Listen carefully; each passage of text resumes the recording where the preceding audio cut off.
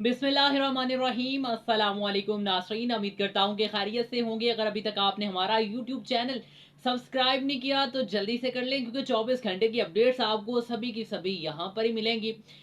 सदर बनने की बातें हो रही थी field marshal Syed general Asim Munir साहब के हवाले से, और ये पूरे पाकिस्तान में जैसे आग फैलती है वैसे ये फैल रही थी खबर, और इस पर अब खामोशी तोड़ दी गई है फौज हकाम की जानिब से।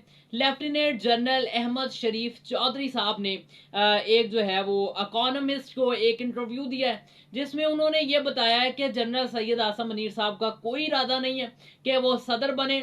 चूंकि सदर जो हैं वो जरदारी साहब हैं और वजीर आजम शहबाज शरीफ साहब हैं, तो इसके अलावा हमारा कोई इरादा नहीं कि वो इनसे इस्तीफा लें या इनको घरों के भेजें और असम्बलियाँ तहलील करके फिर वो जो है वो खुद सदर बनने की कोशिश करें। तो ऐसा बिल्कुल भी नहीं है। जैसे कि माजी में हमने देखा कि 4 जनरल्स जो हैं वो आए और उन्होंने मार्शल लॉज लगाए, और 10-10 साल तक तकरीबन वो मार्शल लॉ चलते रहे, और उनकी बदतरीन स्याही भी हमें याद है कि वो किस तरह से वो दौर गुजरे। उनमें से कुछ जो मार्शल लॉज में जो कि जनरल थे, उन्होंने कुछ अच्छा काम भी किया और बहुत ज़्यादा बुरे काम भी किए, लेकिन उसके बावजूद अब अहमद शरीफ चौधरी साहब का कहना है कि सैयद जनरल आसम मुनीर साहब जो हैं वो इस हवाले से बहुत ज़्यादा नजरियाती हैं। बाकी जो जर्नल्स या जो मार्शल लॉज गुजरे हैं उनके हवाले से ये ज़्यादा नजरियाती हैं, और ये हुकूमत को ऐसे टीसी चलाना चाहते हैं और मामलात को ठीक करना चाहते हैं, ना कि मामलात को मजीद पेचीदा और ख़राब करें। तो ये खबर जो है बहुत सारे सहाफ़ियों की जानिब से भी दी गई, जिसके बाद सबसे पहले जो इस पर खामोशी तोड़ी गई वो शहबाज शरीफ साहब की जानिब से तोड़ी गई थी। उन्होंने बताया था कि सैयद जनरल आसम मुनीर साहब का कोई ऐसा इरादा नहीं है कि इस तरह वो सदर बने आकर और सारी असम्बलियाँ तहवील हो जाएं, टूट जाएं, और एक न्यायी निज़ाम चला दिया जाए।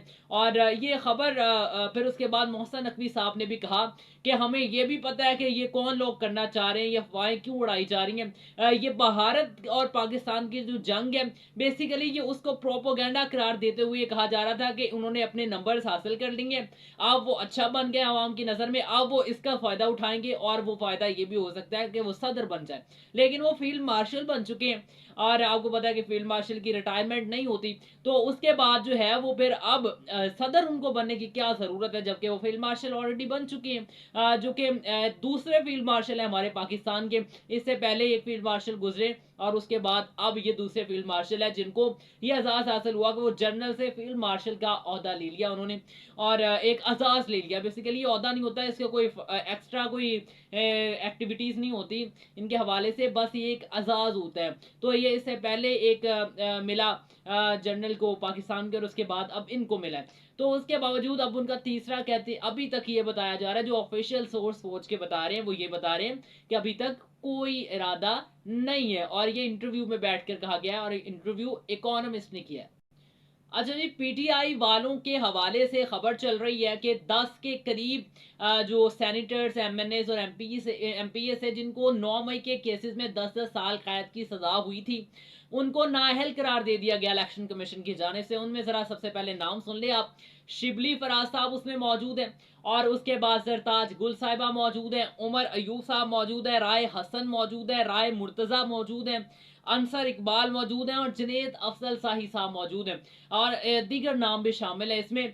तो ये कहा जा रहा था कि अब पीटीआई जो है उसको साइडलाइन किया जा रहा है पार्लियामेंट से भी, और दीगर भी मैंने पहले भी बताया था, बल्कि पहले क्या सभी के सामने, मैं तो ऑन रिकॉर्डेड चीज़ें सामने रखता हूँ, इस हवाले से कि एक तकरीर हो रही थी हुकूमत की जानिब से, और उसमें खलल डाला गया पीटीआई की जानिब से, और लड़ाई झगड़ा और यहाँ तक मामला चले गए थे। तो उसके बाद ये सोचा गया था कि 22-25 अफराद को डी सीट किया जाएगा। उसके बाद फिर स्टैंडिंग कमेटी से हटा दिया गया पीटीआई के अरकान को, और उसके बाद फिर ये कहा गया कि हामिद रजा साहब जो हैं उनके हवाले से भी खबर चल रही है कि उनको भी डी सीट करने का कहा जा रहा है, और उसका नाहल करने का कहा जा रहा है। उसका मेन मकसद ये है कि वो 40 दिन से आए नहीं। वैसे हामिद रजा साहब का, साहिबजादा हामिद रजा साहब को फैसलाबाद में 9 मई के केसेस में सजा हो चुकी है 10 साल की।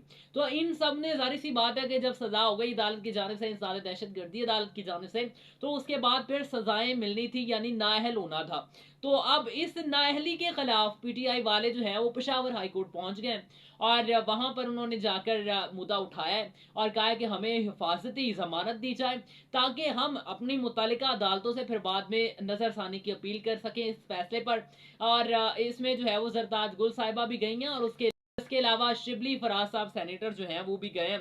और मैं आपको थोड़ा सा बैकग्राउंड बता दूं कि ये सजाएं 31 जुलाई को हुई थी फैसलाबाद में।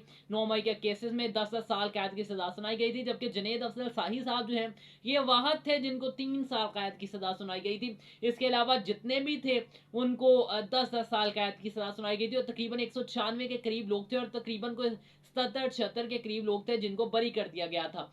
तो अब देखते हैं कि क्या हिफाजती जमानत मंजूर होती है पेशावर हाईकोर्ट की जानिब से पीटीआई के अरकान की, और उसके बाद बात यहीं पे खत्म नहीं होती और उसके बाद क्या जब नजरसानी अपील की जाएगी तो उसमें दोबारा से इनकी जमानतें हो सकेंगी, क्या ये दोबारा से ये जो 9 मई के केसेस चल रहे हैं इसमें बरी हो सकेंगे या नहीं।